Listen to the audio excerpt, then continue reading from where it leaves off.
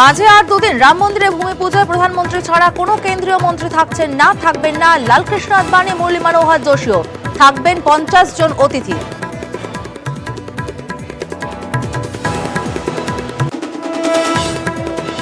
অযোধ্যার রাম মন্দিরের ভূমি পুজোয় যাচ্ছে নলহাটির নলাটেশ্বরীর মাটি। বীরভূমের মন্দিরে বিশেষ পুজোয় বিজেপি নেতা কর্মীরা।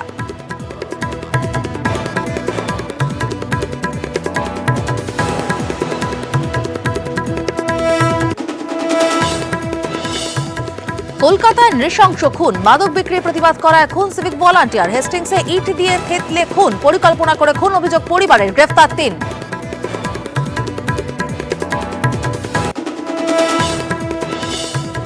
বিষ্ণুপুরে খুন তৃণমূল নেতা, প্রাক্তন পঞ্চায়েত প্রধানের খুনে অভিযুক্ত বর্তমান প্রধানের স্বামী। গোষ্ঠীদ্বন্দ্বের অভিযোগ অস্বীকার করে সিপিএম এর ঘাড়ে দোষ চাপালেন তৃণমূলের জেলা সভাপতি।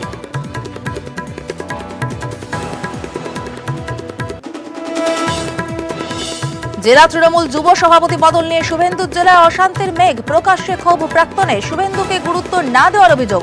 সমস্যা মিটবে দাবি নতুন যুব সভাপতির, মন্তব্যে নারাজ শিশির অধিকারী।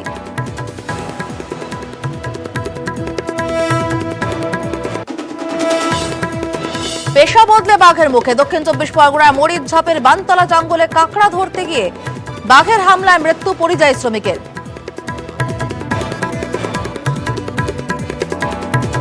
হেডলাইন্স নিবেদন করলো Build your immunity against any virus. River Prime Fit Assure Capsules. নমস্কার, দেখছেন news 18 Bangla news room live নিয়ে আপনাদের সঙ্গে রয়েছে আমি সমাদৃতা। শুরুতে যে খবর আমরা নজর রাখবো, আইপিএল এর সূচি ঘোষণা করা হলো। 19 সেপ্টেম্বর থেকে শুরু হচ্ছে আইপিএল, এরকমটাই জানতে পারা যাচ্ছে। করোনা আবহে আইপিএল হবে কবে, আদৌ হবে কিনা, এই নিয়ে আলোচনা চলছিলই। ক্রীড়া প্রেমীরা সবার নজর রেখেছিলেন সবাই কবে আইপিএল এর সূচনা হয়, এবং সেই নিয়ে আজকে বড় ঘোষণা। আইপিএল এর সূচি ঘোষিত হলো, 19 সেপ্টেম্বর থেকে শুরু হবে আইপিএল। এবার আইপিএল হবে আরব আমিরশাহিতে, 10ই নভেম্বর হবে আইপিএল এর ফাইনাল। আইপিএল এর সূচি ঘোষণা করা হলো। করোনা আবহে আইপিএল নিয়ে আলোচনা চলছিলই। আইপিএল কবে হবে, আদৌ হবে কিনা, তাই নিয়ে জল্পনা ছিল। অবশেষে বিসিসিআই কে আইপিএল এর অনুমতি কেন্দ্রের। আইপিএল এর সূচি ঘোষণা, 19 সেপ্টেম্বর শুরু হবে আইপিএল। বিস্তারিত জানবো প্রতিনিধি ইরন রায়বর্মনের কাছ থেকে। ইরন, প্রথমেই জানতে চাইবো ঠিক কি ঘোষণা হলো, সূচি সম্পর্কে কি জানতে পারা যাচ্ছে? যে কিছু সরকারি ঘোষণা অপেক্ষা ছিল, সেটা কিন্তু ইতিমধ্যে ভারত সরকারের পক্ষ থেকে আজকে কিছুক্ষণ আগে ভারতীয় ক্রিকেট বোর্ডের কাছে তাদের কিন্তু জানিয়ে দেওয়া হয়েছে যে আপনারা বিদেশের মাটিতে আইপিএল করতে পারবেন। তারপরেই আইপিএল গভর্নিং কমিটির যে বৈঠক ছিল, সেখানে তারা সিদ্ধান্ত নিয়ে ফেলেছেন আগামী 19 সেপ্টেম্বর থেকে আগামী 19 সেপ্টেম্বর থেকে 10ই নভেম্বর, অর্থাৎ 53 দিন 60টি ম্যাচ আইপিএল আয়োজিত হবে সংযুক্ত আরব আমিরশাহিতে। ম্যাচগুলি হবে সন্ধ্যে 7:30টায়। ডবল হেডার ম্যাচ রয়েছে 10টা, যেগুলো ডবল হেডার ম্যাচ সেগুলো হবে হচ্ছে 3:30টে। প্রথম দিকে ক্রিকেট মাঠে দর্শকরা অনুমতি দেওয়া থাকছে না, বাট পরবর্তী সময়ে কিন্তু সংযুক্ত আরব আমির সরকারের থেকে অনুমতি পাওয়া যাবে এবং দর্শক একটা লিমিটেড দর্শক ঢুকতে পারবেন। ক্রিকেটাররা চার্টার ফ্লাইটে যাতায়াত করবেন। ক্রিকেটাররা ভারতবর্ষ থেকে যেমন চার্টার ফ্লাইটে যাবেন, তিনি বিদেশ থেকে যারা আসবেন তারা কিন্তু চার্টার ফ্লাইটে যাতায়াত করবেন। পাশাপাশি আরেকটা গুরুত্বপূর্ণ বিষয়, সেটা হচ্ছে যে স্বাস্থ্যবিধি, কি স্বাস্থ্যবিধি মানা হচ্ছে। ইতিমধ্যে 240 পাতার স্বাস্থ্যবিধি নিয়ে আলোচনা হয়েছে, তবে আজকে কিন্তু সেই ব্যাপারে সরকারি শিলমোহর পড়ছে না। তার কারণ একটা এজেন্সি মারফত এইগুলোকে কার্যকর করার জন্য বোর্ডের পক্ষ থেকে প্রস্তাব দেওয়া হয়েছে। বোর্ডের যারা রয়েছেন অফিসিয়াল, তারা ইতিমধ্যে এজেন্সির সঙ্গে কথা বলেছেন, তারা দ্রুত সিদ্ধান্ত নেবে এবং ভারতীয় দলের ক্রিকেটারদের নিয়ে একটা মিনি ক্যাম্প হতে পারে, অর্থাৎ আহমেদাবাদে একটা ছোট ক্যাম্প হতে পারে এবং আগামী 26 আগস্ট তারপরেই কিন্তু ফ্র্যাঞ্চাইজিগুলো সংযুক্ত আরব আমিরশাহিতে যাবেন। মূলত যেগুলো আমরা জানতে পারছি সেটা হচ্ছে যে এই মুহূর্তে যেগুলো ঠিক হয়েছে, যে টুর্নামেন্টের দিন আমি আরেকবার মনে করিয়ে দেবো, 19 সেপ্টেম্বর থেকে টুর্নামেন্ট শুরু হবে এবং টুর্নামেন্ট চলবে হচ্ছে 10ই নভেম্বর পর্যন্ত, অর্থাৎ 53 দিন 60টা ম্যাচ, সন্ধ্যে 7:30টায় ম্যাচ, যেটা সিঙ্গেল ম্যাচ, এবং যে ম্যাচগুলো দিনে দুটো করে হবে সেই ম্যাচগুলো 3:30টায় শুরু। এই প্রথম টুর্নামেন্টের ইতিহাসে এই প্রথম রোববারের বাইরে গিয়ে ফাইনাল আয়োজিত হবে, অর্থাৎ বুধবার দিন টুর্নামেন্ট ফাইনাল আয়োজিত হবে 10ই মঙ্গলবার, 10ই নভেম্বর পড়েছে মঙ্গলবার, অর্থাৎ মঙ্গলবার টুর্নামেন্টের ফাইনাল আয়োজিত হবে। আইপিএল ইতিহাসে কখনো এটা হয়নি এবং আইপিএল এর যে চীনা স্পন্সর, এই নিয়ে যে আলোচনা আজকে বৈঠকে হয়েছে এবং সেখানেও ঠিক হয়েছে, যারা স্পন্সর রয়েছে তারা সবাই অর্থাৎ ভিভো আইপিএল এর স্পন্সর তারাও কিন্তু এই মুহূর্তে থাকছে এবং একদম। সেই কারণেই কিন্তু আইপিএল এর যারা টুর্নামেন্টের কিন্তু এই মুহূর্তে তারা নিশ্চিত রয়েছেন যে টুর্নামেন্ট তো হচ্ছে, সরকারের পক্ষ থেকে একটা নির্দিষ্ট গ্রিন সিগন্যাল এসে গেছে। এবার সরকারি অফিসিয়ালি মেল এখন এসে পৌঁছয়নি, কিছুক্ষণের মধ্যে বোর্ড হয়তো বেশ, পাঠিয়ে দেবেন। বেশ। টুর্নামেন্ট ঘিরে যা যা জল্পনা ছিল বেশ। প্রায় সবগুলো আমরা যা সেই যা দেখিয়েছি জল্পনা একেবারে শেষ হয়ে গেল, কারণ এবার সূচি ঘোষিত হয়ে গেল। 19শে সেপ্টেম্বর থেকে শুরু হতে চলেছে আইপিএল।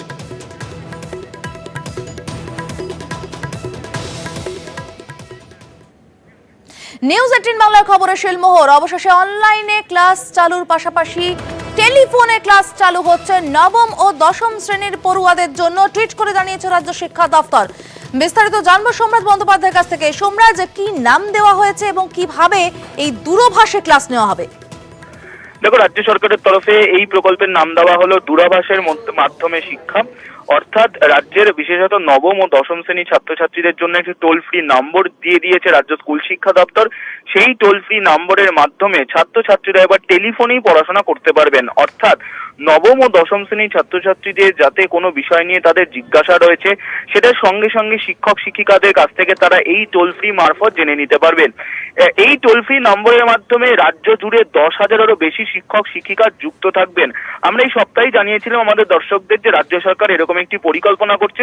সেই পরিকল্পনা আগামী আমরা দর্শকদেরকে জানিয়েছিলাম, সেখানেই তোমার কাছে আরো একবার দর্শকদের জন্য জানতে চাইবো যে কেন দূরভাষের পরিকল্পনা করতে হলো। দেখো, মূলত যেহেতু রাজ্যের স্কুলগুলি বন্ধ রয়েছে দীর্ঘদিন ধরে, অনলাইনের মাধ্যমে অনেক ছাত্রছাত্রীদের কাছে পৌঁছানো সম্ভব হচ্ছে না। অনেক ছাত্রছাত্রীদের যে কোয়ারি অর্থাৎ জিজ্ঞাসা, বিভিন্ন প্রশ্ন নিয়ে তা পৌঁছানো যাচ্ছে না। তার জন্যই মূলত রাজ্য সরকারের তরফে এই উদ্যোগ নেওয়া হলো যে টেলিফোনের মাধ্যমে ছাত্রছাত্রীদের, বিশেষত সরকারি এবং সরকারি নিয়ন্ত্রিত স্কুলের ছাত্রছাত্রীদের যদি কোনো সমস্যা, অভিযোগ বা প্রশ্ন থাকে, সেই প্রশ্নগুলি সরাসরি শিক্ষক শিক্ষিকারা উত্তর দিয়ে দেবেন। কাল থেকে সেই প্রক্রিয়া কার্যকরী হচ্ছে।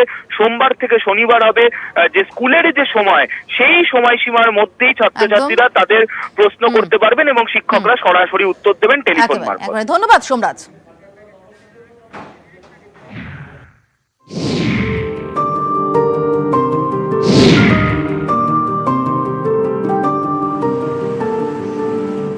করোনার কারণে দীর্ঘদিন বন্ধ স্কুল, অনলাইনে চলছে পড়াশোনা, কিন্তু তাতে নানা সমস্যা। কারণ অনেকের কাছে স্মার্টফোন নেই, এছাড়া পরিকাঠামোর সমস্যা তো রয়েইছে। তাই অনলাইনে ক্লাস শুরু হলেও সবাই সেই সুযোগ পাচ্ছে না। এই পরিস্থিতিতে টেলিফোনে ক্লাস নেওয়ার পরিকল্পনা নিয়েছে শিক্ষা দপ্তর। টোল ফ্রিতে ফোন করার জন্য নির্দিষ্ট সময় থাকবে। কেউ ফোন করলে প্রথমে কোন বিষয়ে প্রশ্ন তা জেনে নেওয়া হবে, তারপর সেই কল সংশ্লিষ্ট শিক্ষকের কাছে ট্রান্সফার করা হবে। ফোনে শিক্ষকের কাছে যাবতীয় উত্তর পেয়ে যাবে পড়ুয়ারা। এভাবে টেলিফোনে ক্লাস নেবেন 10,000-এর বেশি শিক্ষক।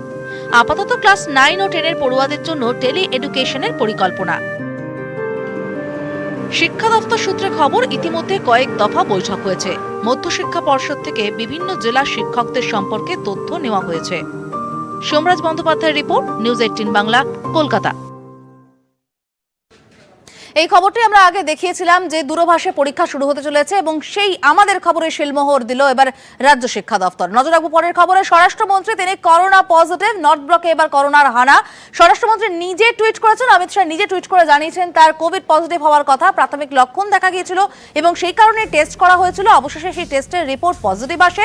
তার শরীর ভালো আছে, তবু ডাক্তারদের পরামর্শে তিনি এখন হসপিটালে ভর্তি রয়েছেন। গুরুগ্রামের মেদান্তা হাসপাতালে ভর্তি রয়েছেন তিনি এবং একই সঙ্গে তিনি টুইটে অনুরোধ করেন, গত কয়েকদিনে আমার সংস্পর্শে যারা এসেছেন তারা আইসোলেশনে থাকুন এবং পরীক্ষা করান।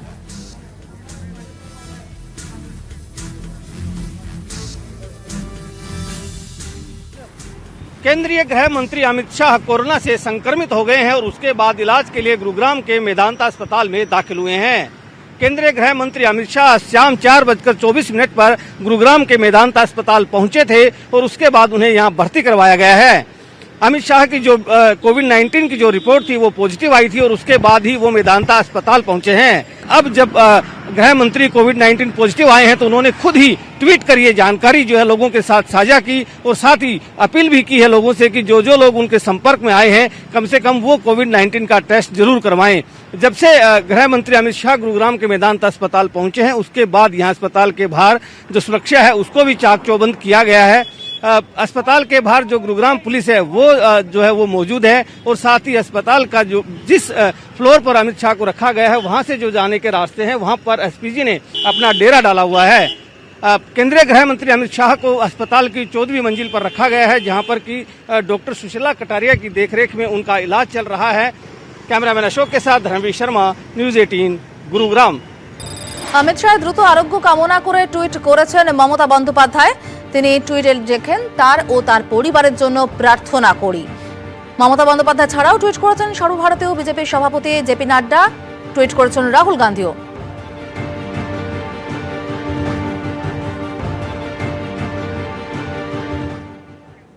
ব্যাকহোম করোনা জয় করে বাড়ি ফিরে এলেন বিগ বি এবং এই বিগ বির বাড়ি ফেরার খবর প্রথম জানা যায় অভিষেক বচ্চনের টুইটে। তিনি টুইট করে জানান যে বিগ বি রিপোর্ট নেগেটিভ, তিনি বাড়ি ফিরে যাচ্ছেন। যদিও অভিষেক বচ্চনকে আরো কিছুদিন হসপিটালে থাকতে হবে কারণ অভিষেক বচ্চনের রিপোর্ট পজিটিভ এসেছে, তার কোমরবিডিটি আছে, এই কথা অভিষেক বচ্চন নিজে টুইট করে জানান। তারপরেই টুইট করেন বিগ বি নিজে টুইট করে জানান যে তার বাবা মায়ের আশীর্বাদ, ফ্যানেদের শুভেচ্ছা এই সবের জেরেই আজকের দিনটা তিনি দেখতে পেলেন।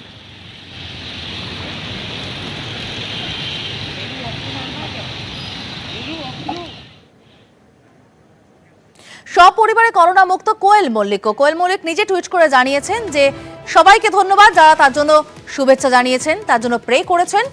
তাদের গোটা পরিবার করোনা মুক্ত, প্রত্যেকের রিপোর্ট নেগেটিভ এসেছে।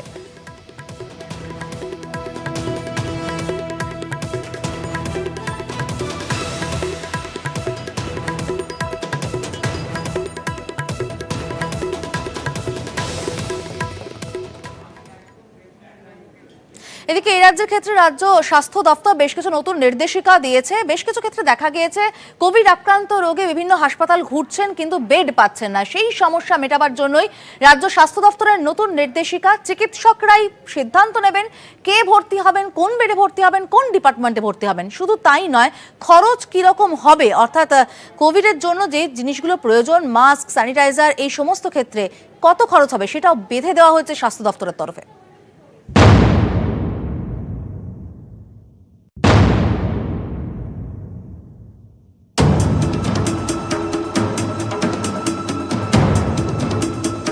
রাজ্যে হু হু করে বাড়ছে আক্রান্তের সংখ্যা। হাসপাতালে ভর্তির প্রয়োজন হলেও সরকারি বেসরকারি বেশিরভাগ জায়গাতেই বেড মিলছে না বলে অভিযোগ। চরম দুর্ভোগে পড়তে হচ্ছে করোনা আক্রান্তদের। এই পরিস্থিতিতে বেসরকারি হাসপাতালগুলির জন্য অ্যাডভাইজারি জারি করল স্বাস্থ্য কমিশন।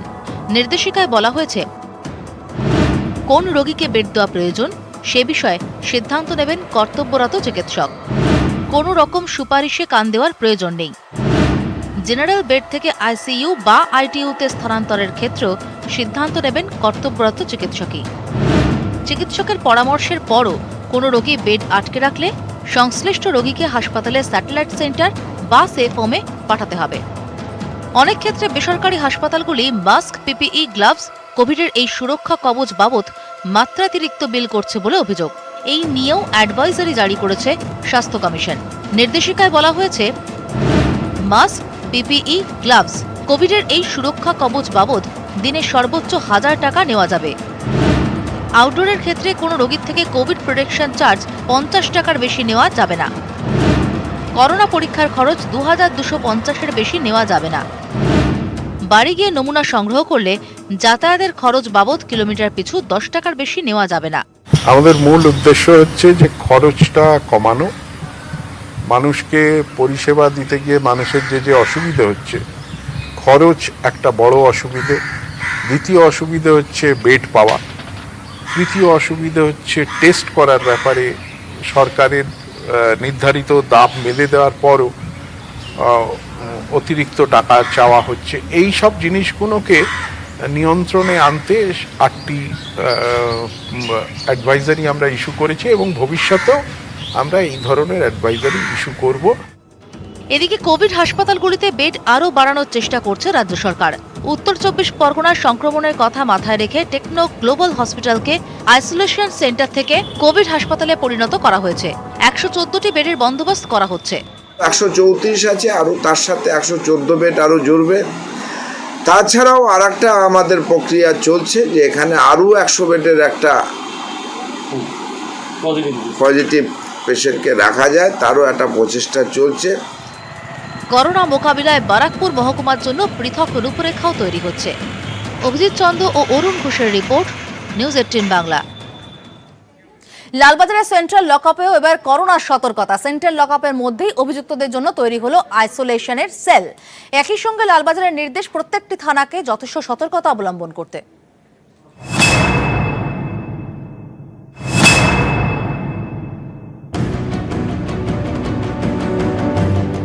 ইতিমধ্যেই কলকাতা পুলিশের প্রায় 1200 কর্মী করোনা আক্রান্ত। লালবাজার গোয়েন্দা বিভাগের 2 অফিসারও সম্প্রতি করোনায় আক্রান্ত হন। অভিযুক্তদের সংস্পর্শেই সংক্রমণ ছড়াচ্ছে বলে আশঙ্কা। তাই করোনা মোকাবিলায় লালবাজার এবার আরও সতর্ক। লালবাজারের সেন্ট্রাল লকআপে তৈরি হয়েছে আইসোলেশন সেল। কোনো অভিযুক্তের জ্বর, সর্দি, কাশির মতো করোনা উপসর্গ থাকলে তাকে আইসোলেশন সেলে রাখা হবে। করোনা পরীক্ষাও করা হবে। অভিযুক্তদের লকআপে ঢোকানোর আগে থার্মাল স্ক্যানিং করা হবে, দেওয়া হবে মাস্ক ও স্যানিটাইজার। লকআপে সামাজিক দূরত্ব মানতে হবে। সঠিকভাবে মাস্ক, স্যানিটাইজার ব্যবহার হচ্ছে কিনা সেদিকেও নজর রাখা হবে। থানাগুলিকেও কোভিড সুরক্ষা বিধি মেনে চলার নির্দেশ দিয়েছে লালবাজার।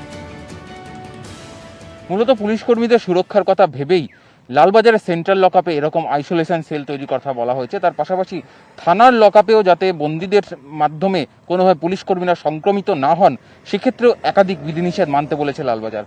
ক্যামেরায় সমীরণ বিশ্বাসের সঙ্গে সুজয় পাল, নিউজ 18 বাংলা, কলকাতা। বাজারে এলো বেঙ্গল কেমিক্যালসের স্যানিটাইজার। প্রতিষ্ঠাতা আচার্য প্রফুল্ল চন্দ্র রায়ের জন্মদিনেই বেঙ্গল কেমিক্যালস এই স্যানিটাইজার বাজারে আনলো, দামও সাধ্যের মধ্যে।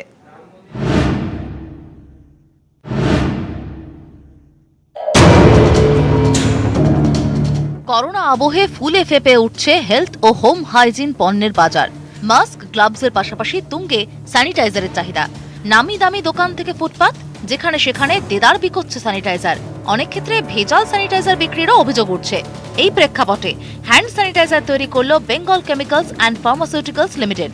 প্রতিষ্ঠাতা আচার্য প্রফুল্ল চন্দ্র রায়ের জন্মদিনে বাজারে এলো শতাব্দী প্রাচীন সংস্থার অ্যালকোহল যুক্ত স্যানিটাইজার। 100 ml एक पैक है, 500 ml एक पैक है, 5 लीटर एक पैक है। 3 वेराइटीज में हम उतार दिया। प्राइस इज वेरी कॉम्पिटिटिव, बहुत अच्छा प्राइस रखा है।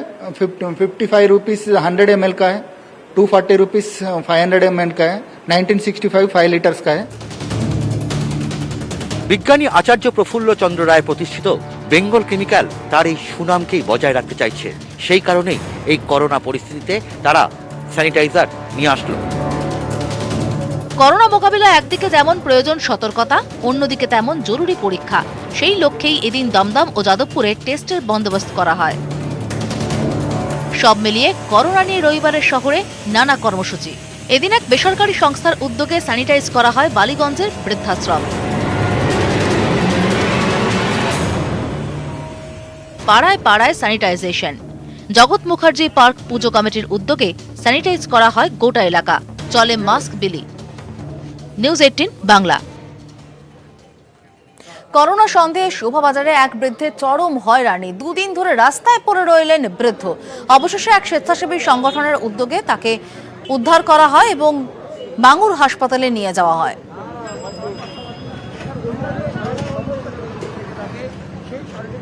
5ই আগস্ট অযোধ্যায় রাম মন্দিরের ভূমি পুজোর অনুষ্ঠানে থাকবেন শুধুমাত্র প্রধানমন্ত্রী নরেন্দ্র মোদী। তিনি ভিত্তিপ্রস্তর স্থাপন করবেন এবং অনলাইনে সে পুজো ভার্চুয়ালি দেখবেন লালকৃষ্ণ আদবানি, মুরলী মনোহর যোশী।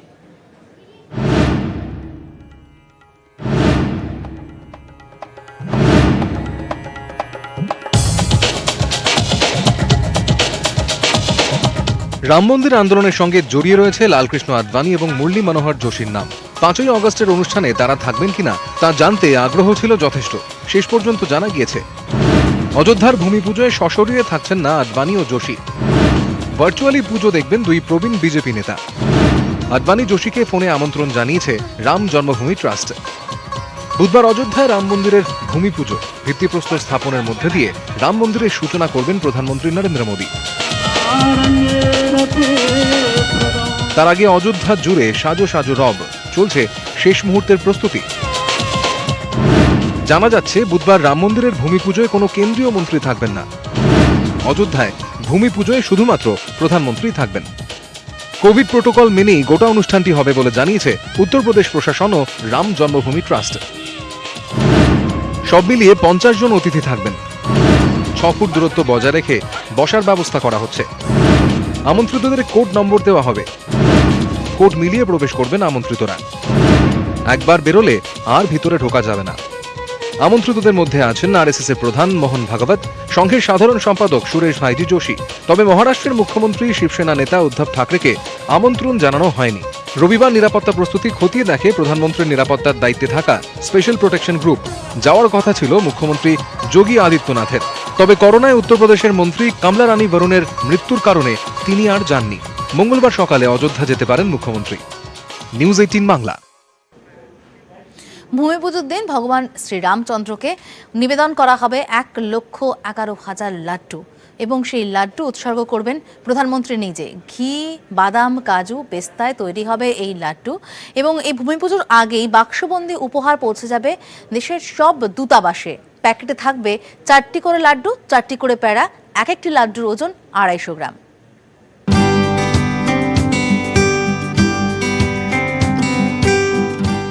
পাহাড় প্রমাণ করায় হালুয়া নয়, তৈরি হচ্ছে বড় সাইজের লাড্ডু।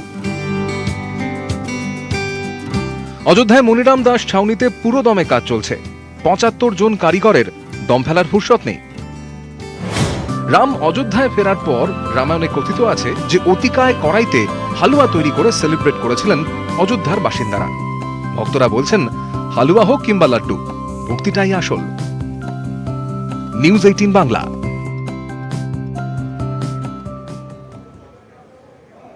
টার্গেট 21-এর ভোট যুদ্ধ এবং তার আগে ব্র্যান্ড দিলীপকে মজবুত করতে মরিয়া বিজেপি। চায়ের কাপ, মাস্ক, সর্বত্র দিলীপ ঘোষের মুখ এবং তাদের স্লোগান পদ্মফুল এবং একই সঙ্গে তাদের স্লোগান চা চক্রে দিলীপ দা।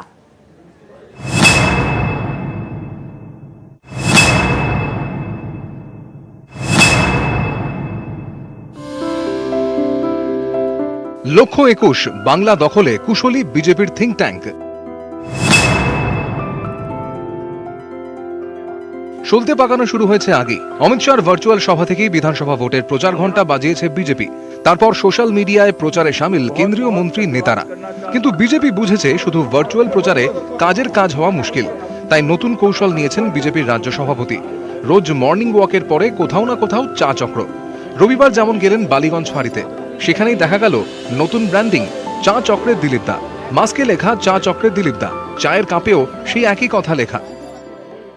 রাজনীতিতে কি আছে, সব জিনিসের একটা প্রচারের গুরুত্ব আছে।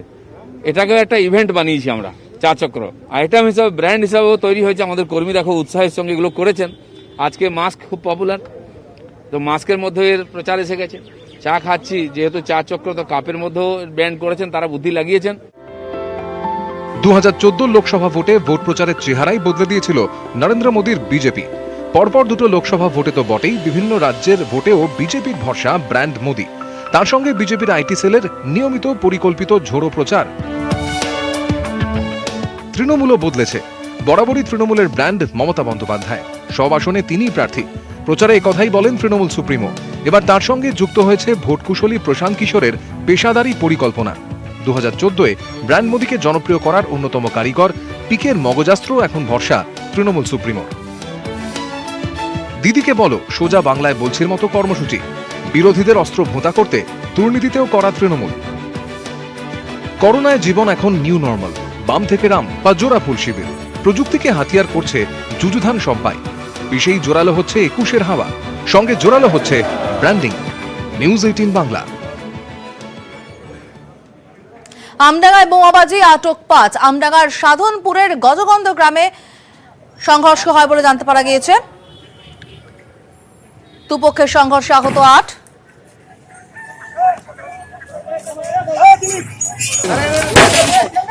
এই তো স্যার, এই তো সেল মারছে মেরেছে রে বাবা।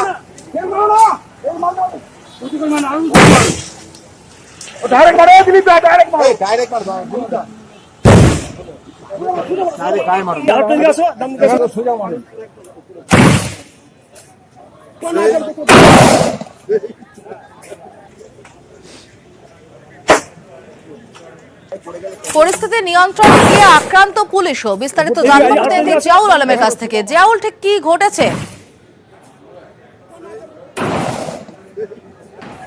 সমাদৃতা, দেখো, আমডাঙ্গা সাধনপুর গ্রাম পঞ্চায়েতের গজবাদ 73 নম্বর বুথে এখানে জব কার্ডের কাজ চলছিল। জব কার্ডের যেহেতু কাজ চললে গ্রামের বিভিন্ন দলের বা বিভিন্ন লোক কিন্তু সেখানে কাজ করে, এমনই একটা অভিযোগ। সেই সময় এক ব্যক্তি, প্রায় 70 এক ব্যক্তির হাতে, সে হচ্ছে বিরোধী দলের রাজনৈতিক দলের কর্মী, তার হাতে শাসক দলের দলীয় পতাকা তুলে সেই ছবি সোশ্যাল মিডিয়ায় পোস্ট করা হয়, এমনই কিন্তু অভিযোগ। তারপরে কিন্তু গ্রামে উত্তেজনা ছড়ায়, তারপরে হাতাহাতি হয়। হাতাহাতির প্রায় 8 জন কর্মী কিন্তু উভয় পক্ষের বিরোধী এবং শাসক দলের 8 জন কর্মী কিন্তু আহত হয়। খবর পেয়ে আমডাঙ্গা থানার পুলিশ সেখানে যায়, বিশাল পুলিশ বাহিনী যায়। পুলিশ ঘটনাস্থলে গেলে 4 জনকে আটক করে। এই আটক করার অভিযোগেই পুলিশকে বিশেষ করে আইসির উদ্দেশ্যে ইট বৃষ্টি করা হয়। সেই ঘটনায় আইসি সহ বেশ কয়েকজন পুলিশ কর্মী আহত হয়। তারপর উত্তেজিত জনতা থানার সামনেই কিন্তু বোমাবাজি করে বলে অভিযোগ এবং 34 নম্বর জাতীয় সড়ক গাছের গুঁড়ি ফেলে অবরোধ করে, ফলে যথেষ্ট উত্তেজনা ছড়ায়। এখনো কিন্তু 34 নম্বর জাতীয় সড়ক অবরুদ্ধ রয়েছে, ফলে উত্তরবঙ্গের যাওয়ার যে একমাত্র সংযোগকারী রাস্তা, সেই রাস্তা কিন্তু বন্ধ রয়েছে। ঘটনাস্থলে বিশাল পুলিশ বাহিনী রয়েছে। পুলিশও কিন্তু উত্তেজিত জনতাকে সরানোর জন্য রবার বুলেট এবং কাঁদানে গ্যাস ছুড়েছে সেখান থেকে। এখনো উত্তেজিত রয়েছে ঘটনাস্থলে এবং যথেষ্ট বিশাল পুলিশ বাহিনী ঘটনাস্থলে গেছেন। এই মুহূর্তে আমডাঙ্গা যথেষ্ট উত্তেজনা রয়েছে। সমাদৃতা, ধন্যবাদ জিয়াউল।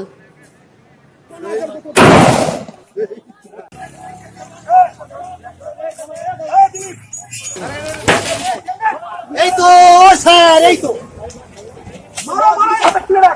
সেল মেরেছে রে বাবা।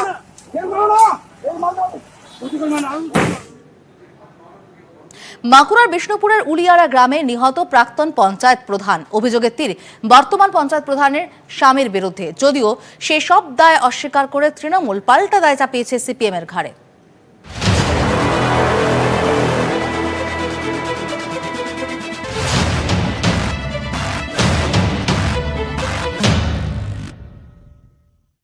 বাঁকুড়ার বেলিয়ারা গ্রাম পঞ্চায়েতের উলিয়ারা গ্রাম। শনিবার রাতে গ্রামে তৃণমূল কার্যালয়ে হামলা চালায় দুষ্কৃতীরা। কাছেই বাড়ি তৃণমূলের প্রাক্তন পঞ্চায়েত প্রধান শেখ বাবর আলীর। প্রতিবেশীদের বাড়িতে গিয়ে লুকোন তিনি। সেখানে চড়াও হয়ে বোমা মেরে কুপিয়ে খুন করা হয় তাকে। এরপরই প্রকাশ্যে চলে আসে শাসক দলের গোষ্ঠীদ্বন্দ্ব। নিহতের পরিবারের লোকেদের অভিযোগ, মূল অভিযুক্ত বর্তমান প্রধানের স্বামী রহিম মণ্ডল। বিরোধী তো পার্টি, মানে ওরা সিপিএম ছিল, ওরা জল করে টিএমসিটাকে কেড়ে নিল। ওরা এখন বলছে আমরা তৃণমূল, কিন্তু অরিজিনাল তৃণমূল হচ্ছে আমরা। ওরা সিপিএম এর হারমাদ, ওরা জোর করে এসে দখল করছে, এই করছে। তৃণমূলের জেলা সভাপতি দায় চাপিয়েছেন সিপিএম এর ঘাড়ে। সেই অভিযোগ মানতে নারাজ সিপিএম। বিজেপিও বলছে তৃণমূলের গোষ্ঠীদ্বন্দ্বেই খুনের কথা। তদন্ত সাপেক্ষে যা আসবে, যে সমস্ত যারা দোষী রয়েছেন অবশ্যই তারা উপযুক্ত সাজা পাবেন। জেলা এবং রাজ্য জুড়ে আমি বলছি, যেভাবে গোষ্ঠী কোন্দল তার উপরে এরকম হচ্ছে বা সন্ত্রাসের কারবার করতে গিয়ে যে কাণ্ডটা ঘটিয়েছে দীর্ঘদিন ধরে তৃণমূল কংগ্রেস যা করছে, সেটা রাজনৈতিক কাঠামোতে ছাপ পড়ছে, সামাজিক কাঠামোতে ছাপ পড়ছে। শনিবার রাতে হামলার পর উলিয়ারা গ্রাম জুড়ে মোতায়েন বিষ্ণুপুর থানার পুলিশ। বিষ্ণুপুর থেকে মৃত্যুঞ্জয় দাস, নিউজ 18 বাংলা। হেস্টিংসে ইট দিয়ে মেরে সিভিক ভলান্টিয়ারকে খুন করা হয়েছে। এই ঘটনায় 3 জনকে গ্রেফতারও করা হয়েছে।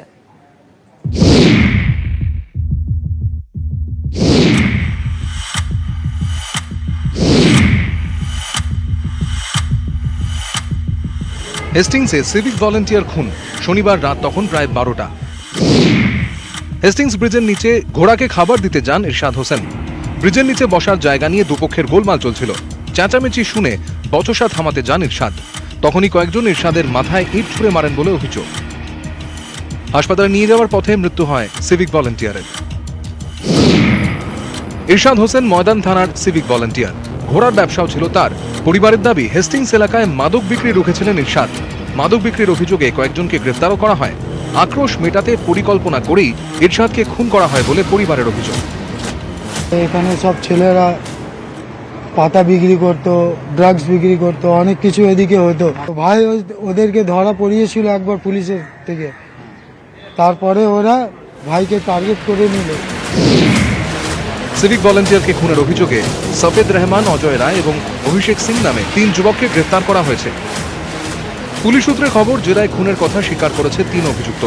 বচসা চলাকালীন হঠকারিতা নাকি পুরনো আক্রোশের জেরে পরিকল্পিত খুন, এ বিষয়ে নিশ্চিত হতে ধৃতদের জিজ্ঞাসাবাদ করছে পুলিশ। ক্যামেরায় সমীরণ বিশ্বাসের সঙ্গে সুজয় পাল।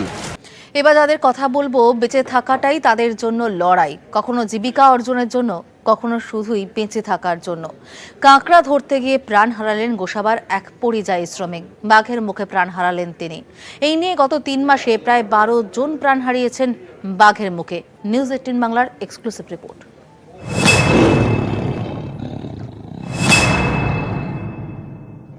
আমরা লকডাউনের জন্য বাইরে কাজে যেতে পারছি না, তার জন্য জঙ্গলে গিয়েছিলাম পেটের দায়ে। খিদের বড় জ্বালা, খিদে মৃত্যুরও তোয়াক্কা করে না। লকডাউনে সংসারে অনটন, প্রাণের মায়া ছেড়ে তাই জঙ্গলের গভীরে পারি, একটু ভালো থাকার আশায়, দুমুঠো খাবারের আশায়। প্রাণ হাতে করে জঙ্গলে কাঁকড়া ধরতে গিয়েছিলেন সুশান্ত মণ্ডল। সঙ্গীরা ফিরল, কিন্তু তিনি ফিরলেন না, তিনি আর ফিরবেন না। গোসাবার চরঘেরির বাসিন্দা সুশান্ত মণ্ডল আদতে পরিযায়ী শ্রমিক। দক্ষিণ ভারতের রাজমিস্ত্রির হাতে হাতে জোগাড় দিতেন। যা আয় হতো তাতে টেনে টুনে সংসার চলে যেত, কিন্তু করোনা সেই সুখ কেড়ে নিল। লকডাউনের আগে বাড়ি ফিরে আর কাজে যোগ দিতে পারেননি সুশান্ত। সংসার টানতে গ্রামের আর সবার মতো কাঁকড়া ধরায় শুরু করেন। রবিবার সকালে 4 সঙ্গীর সঙ্গে মরিচঝাপির বানতলার জঙ্গলে কাঁকড়া ধরতে যান সুশান্ত। হঠাৎই বাঘের হানা। সঙ্গীরা নৌকা ফেলে পালালেও সুশান্ত পালাতে পারেননি। আমরা লকডাউনের জন্য বাইরে কাজে যেতে পারছি না, তার জন্য জঙ্গলে গিয়েছিলাম পেটের দায়ে। আজকে জঙ্গলে গিয়ে অ্যাক্সিডেন্ট হয়ে গেল। কি করতে গেছিলেন আপনারা? আমরা মাছ কাঁকড়া ধরতে গিয়েছিলাম। কজন গেছিলেন? 4 জন। তার সঙ্গীরাই গ্রামবাসীদের খবর দেন। জঙ্গলের ভিতরে প্রায় 4 কিলোমিটার দূরে সুশান্ত মণ্ডলের মুন্ডহীন দেহটা উদ্ধার করা হয়। কখন গেছিল বাড়ি থেকে? সকালে। কে কে গেছিল? ধরনী ঠাকুরদা আর আমার দিদিমা, অন্যদার বাবা। কি করতে গেছিল জঙ্গলে? জঙ্গলে কাঁকড়া মারতে গিয়েছি। গত 3 মাসে প্রায় 12 জন বাঘের মুখে প্রাণ হারিয়েছেন। এদের বেশিরভাগই পরিযায়ী শ্রমিক। লকডাউনে অনেকেই কাজ হারিয়েছেন। ভিন রাজ্য থেকে ফিরে পরিযায়ীদের পেটে টান। বাধ্য হয়ে সুশান্তর মতোই জঙ্গলে যাচ্ছেন পরিযায়ীরা, কখনো মধু, কখনো মাছ, কখনো কাঁকড়া ধরতে। পরিণতি ভয়ঙ্কর তা জানেন, কিন্তু খিদে যে কারো কথা শোনে না। শঙ্কু সাঁতরা ও অনুপ বিশ্বাস, নিউজ 18 বাংলা। জ্যৈষ্ঠ মাস থেকে ইলিশের মরশুম, কিন্তু শ্রাবণ মাসও তার দেখা মেলা ভার। বাজারে কোল্ড স্টোরেজের ইলিশই পাওয়া যাচ্ছে। যে কটা সদ্য জালে পড়া ইলিশ পাওয়া যাচ্ছে তার দাম আকাশ ছোঁয়া এবং হাতে গোনা। মধ্যবিত্তের মুখ ভার। ভরা শ্রাবণেও তার দেখা নেই, মরশুমেও কলকাতার বাজারে ইলিশ নেই। রবিবার সকালে গড়িয়াহাট বাজারে দেখা গেল মাছ বিক্রেতাদের ভরসা কোল্ড স্টোরেজের ইলিশই, আর সদ্য জালে পড়া যে কটা আসছে হাতে গোনা। দর শুনলে মধ্যবিত্তের ভিড়মি খাওয়ার জোগাড়। 1 কেজি ইলিশের দাম 1600 টাকা, 1.5 কেজি 1800 টাকা প্রতি কেজি। এই 1 কিলো 100 এগুলো আপনার ওই 1200 টাকা। বিক্রেতাদের দাবি বাজারে ইলিশের পর্যাপ্ত জোগাড় নেই, তাই ভরা মরশুমেও আকাশ ছোঁয়া ইলিশ। কাঁচা এরকম ধরেন 800, 750, 800, 1 কিলো যোগান কম আছে। বেশি ওজনে বা বড় ইলিশ পেতে এখনো বাজারে বরফই ভরসা। মাছ বিক্রেতাদের দাবি এখনো বাজারে মূলত পাওয়া যাচ্ছে কোল্ড স্টোরেজের ইলিশই। কাঁচা ইলিশের এখনো দেখা মেলা ভার। ক্যামেরায় চিরঞ্জিত রায়ের সঙ্গে শিবাশিস মৌলিক, নিউজ 18 বাংলা, কলকাতা।